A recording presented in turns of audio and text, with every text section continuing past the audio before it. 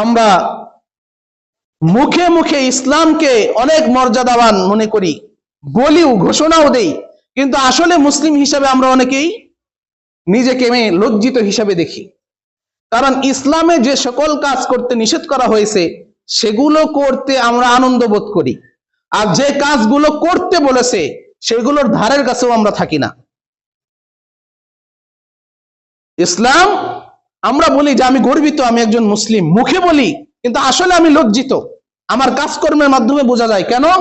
কারণ ইসলাম আমাকে যেগুলো করার জন্য নির্দেশ দিয়েছে সেগুলোর ধারের কাছেও আমি নাই, আর ইসলাম যেগুলোকে হারাম করেছে সেগুলো সবসময় সেগুলোর মধ্যে আমি লিপ্ত আছি। আমাদের প্রত্যেকের বাড়িতেই গান বাজনা হয় কি হয় না? টিভি আছে, গান বাজে। কোন অনুষ্ঠান হলেই কি মিউজিক শুরু হয়, কিন্তু কোরআন তেলাওয়াতের আসর কয়টা বাড়িতে হয়? কয়টা বাড়িতে কোরআন তেলাওয়াতের আসর হয়? কত রকমের আড্ডা আমরা দিয়ে থাকি। ইলম অর্জনের আড্ডা কয়জনে দিই?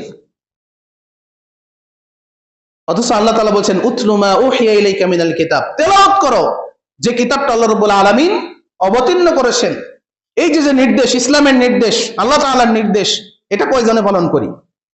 তারপরেই বলছেন ওয়া আকিমুস সালাহ, এবং সালাত কায়েম করো।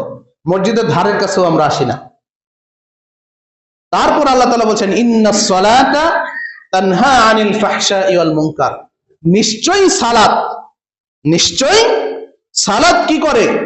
খারাপ এবং ফাহিশা কাজ থেকে মানুষকে বিরত রাখে। তাহলে আমরা যারা খারাপ কাজ ছাড়তে পারি না, আমাদের সবার আগে কি করতে হবে? সালাত শুরু করতে হবে, সালাত আদায় করতে হবে।